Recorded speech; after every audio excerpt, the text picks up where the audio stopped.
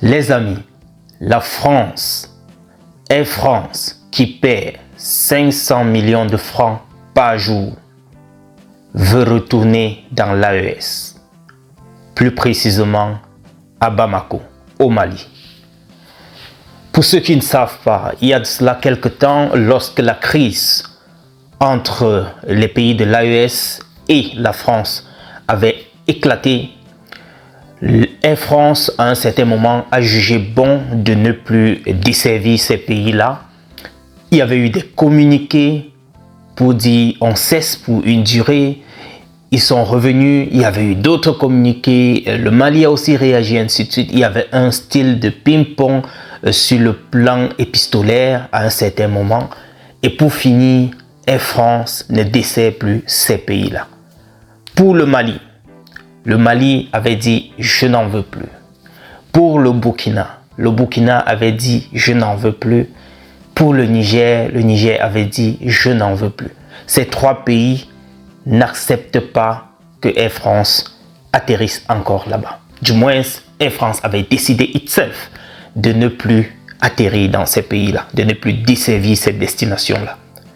Alors, il y a de cela quelques jours, quelques 2 jours, Jeune Afrique a interviewé la directrice générale de Air France, Anne Riegel, en partance pour la Côte d'Ivoire où elle devait prendre part à une réunion d'affaires concernant le partenariat, je pense bien, entre Air France et Air Côte d'Ivoire, puisque, faudrait le mentionner aussi, Air France est partenaire, je sais à combien de pourcents, dans Air Côte d'Ivoire. Alors, elle était donc en partance vers là.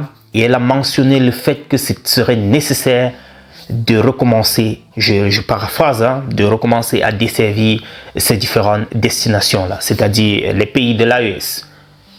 Ce qui m'a paru un peu bizarre, c'est qu'à un certain moment, on s'est demandé comment est-ce qu'une entreprise qui fait du business, qui vient chercher l'argent, comme les Ivoiriens disent, dans un pays, dans une zone en Afrique, se retrouve en train de prendre des décisions qui sont liées à la politique au lieu de chercher son âme.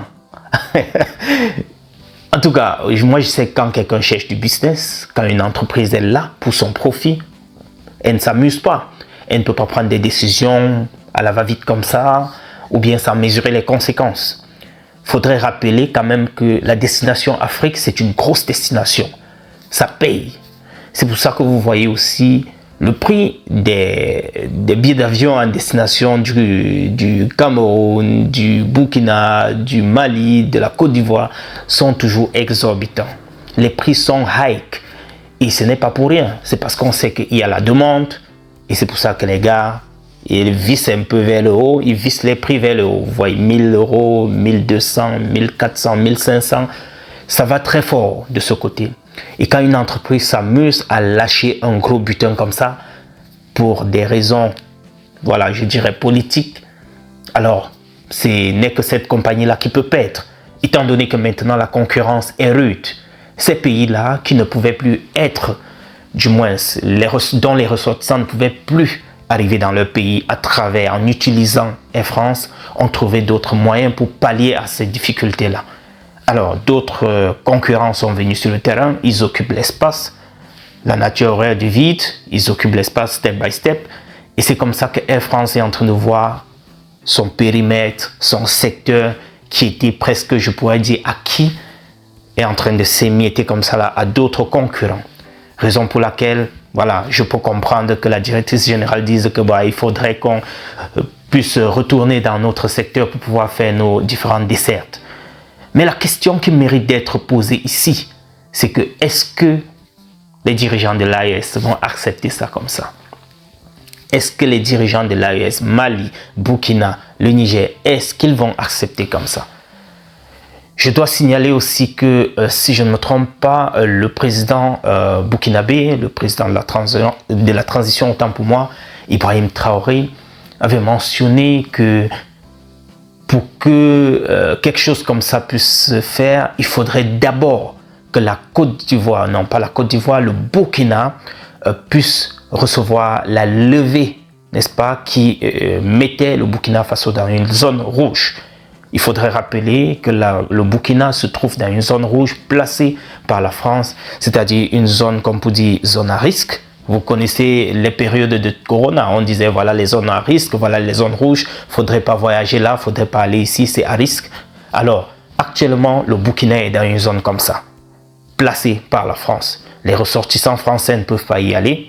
Ça va faire que le tourisme, puisque c'est un pays francophone, le tourisme va chuter quand même, c'est-à-dire le flux vers le Burkina va quand même diminuer. Et c'est comme ça que la filière tourisme et tout, vacances et tout ça, ça va un peu prendre un coup. Du coup, les dirigeants là-bas ont dit, voilà, il faut d'abord nous faire sortir de la zone rouge. Parce que ça n'a aucun sens que vous disiez que, voilà, notre pays est une zone rouge et que vous vouliez atterrir ici. Ça a quel sens, les gars? Est-ce que ça a un sens? Ça ne fait pas sens quand on dit, voilà, là c'est rouge, c'est une zone dangereuse, n'y allez pas, mais quand même nous on va atterrir là-bas. Ça ne tient pas, n'est-ce pas? Alors il faut d'abord lever cela, cette interdiction-là, et puis on peut parler maintenant d'atterrissage, de dessert, and so on. De l'autre côté, au Niger, c'est plus grave. Là-bas, c'était un peu la tension totale avec la France. Ça ne s'est pas passé toujours comme au Mali ou bien comme au Burkina Faso. C'était un peu plus rude là-bas.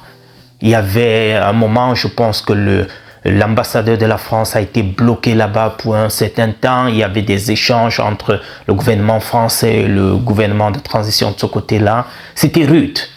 Du coup, à la suite de cela, les dirigeants du Niger avaient dit, non seulement vous n'atterrissez pas ici, vous n'atterrissez plus ici, mais même là-haut, vous ne passez plus. Excusez-moi les gars, ça me fait souvent rire. Ils disent, même là-haut, vous ne survolez plus. C'est-à-dire, même l'espace aérien du Niger, vous ne survolez plus. Et j'ai remarqué ça, je pense que c'était en 2023, je rentrais du Cameroun. On a fait un contournement que je n'ai jamais vu.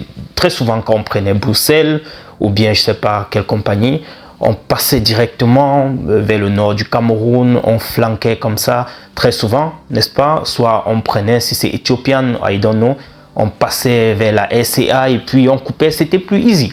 Mais là, on part vers la côte, on passe au Nigeria, on contourne, parce qu'il faut esquiver, l'espace aérien nigérien. Alors, les gars, j'ai envie de me poser cette question. Qu'est-ce que ces pays de l'AES auraient à gagner s'ils acceptaient que Air France revienne encore chez eux? Que Air France desserve encore leur destination? Qu'est-ce qu'ils gagneraient encore? Étant donné qu'ils ont trouvé des alternatives depuis 2023, ne me dites pas que les Burkinabés ne voyagent plus. Ne me dites pas que les Maliens ne voyagent plus. Ne me dites pas que les Nigériens ne voyagent plus.